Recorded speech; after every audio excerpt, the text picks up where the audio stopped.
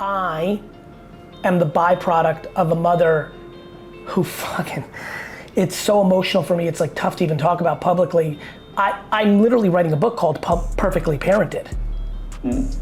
Of course, I mean, I could sit here for 6 hours and tell you what my parents did wrong, but they so did right on accountability and loving and cheering for the right things. My mother she punished me for bad grades, but there was never a day where I thought my self-worth was tied into my schoolwork. My self-worth was tied into the things she cheered about and made important, which was how I treated other human beings. When, I mean, these are real stories of my life. When somebody would fall and trip and be hurt, when we were playing in the 80s, nobody thought about any of these feelings and ideas, and I would stop playing and I would run over and care about the kid. That's the story my mom would talk about over dinner, right? When I would stand up for the kid that was getting picked on, that's what my parents overvalue grades, which teaches kids to believe in systems that grade you subjectively every 100 days. Parents overvalue other parents' opinion of their kids, which teaches kids to value other people's opinions. Parents use fear to stop kids from doing things that they're scared of. I'm scared shitless of dogs and water. This is real. I, Gary, at 46, deep down, am not super comfortable around dogs, and I fear the water. Why? Because my mom did. And it's one of the few things I have fear around, because it's one of the few things that my mom instilled fear around. If you fear getting a B, you will work for a company your whole life. We need a fucking, this is not I love when everyone's like, Zuck's my asshole. People want to blame the algorithms, social media, politicians, governments. We have no level of accountability. Parents shit on technology all day long, and then the second that they're having a good time drinking wine, they give the iPad to the kid because they don't want to be bothered.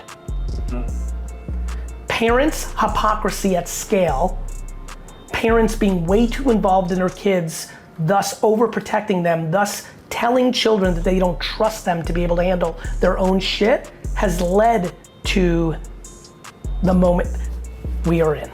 And until we accept that truth, until the older millennials, Gen Xers, or boomers that shit on Gen Z when they're the ones who parented them, until they become accountable for their shortcomings, and until we teach Gen Zers, don't do what we did, play it different, we'll just have a perpetual machine of insecurity. When you give advice to young people, you often encourage them to go for their passions, to start businesses, to start, flipping, trading, to tinker and try things out. So take two entrepreneurs with equal love and passion for what they do, equal commitment to the grind, equal access to resources, relationships, money, and equally good ideas. So what will make one more successful than the other than those four things? By the way, I just need to say this because I'm more into giving roses while people are alive. I'm enjoying the living shit out of the thoughtfulness of this interview. I love it. This question is a profoundly great question. Ready for the answer? Yes, I'm totally ready. Reps. I love it. Reps. Yeah, you could talk about exercising all day long, right? Reps. The reason I'm unstoppable is because I punted school and did entrepreneurship from fucking 6 to 22, which is why I walked into my dad's liquor store as a child, 22, took full reins of operations, and in 25 seconds changed everything. You know why? Because I was a fucking all-pro, Hall of Fame, all-star, seasoned fucking veteran at 22, because and don't forget what I did. This is why I like a lot of people getting jobs at retail in their youth. When you get that much human interaction, you get to learn. I did lemonade stands and baseball card shows my whole life. I rang doorbells to wash cars and shovel snow. I got 7 trillion no's and a couple of thousand yeses, which did two things. It taught me how to get a yes, and more importantly, It taught me how to be comfortable with a no. I love it. I love it. You know, my son started his first lemonade stand this summer. Lefty's Lemons, because he's a lefty. I love it. Branded it. Yeah, Lefty's Lemons. We're gonna make merch, so get ready. I want a t-shirt. I'm telling you right now, you email me. I'm a medium t-shirt. Make it soft, because I don't like the hard shit. Yeah. And I will fucking rock that t-shirt. Okay, 100. It's coming. It's coming. Last question. Yes. Last question. So, when you think of all the people you've known in business and the people you've come across who always seem to be one step ahead of the innovation curve, the ones that you can pick out that you know who are just like, yep, man, that person is always one step ahead. What traits stand out to you as common among those people? Some sort of concoction. If I blended it and made like a smoothie, and I'm thinking about people like Kevin Rose, Scott Belsky, Mike Lazaro, Aaron Battaglia. I went to school with Mike. I love it. So yeah. Those individuals that popped in my head right away, Britt Morin, is they have a mix. Here's the shake. Tons of yes DNA. That's probably like the banana. That's like the core. Yes DNA. The answer to anything is, hey, what about NFTs? Yes. What about virtual reality? Yes. What about going to Mars? Yes. It's yes, comma, let me dig. In a world where almost everyone's no. That is a similar thing, and it's maybe the same exact thing, but I'll say it a little bit differently. So a bunch of yes, a bunch of curiosity. They even get into those conversations by being curious, right? I was at a dinner the other day. I know nothing about mining for materials like nickel and diamonds.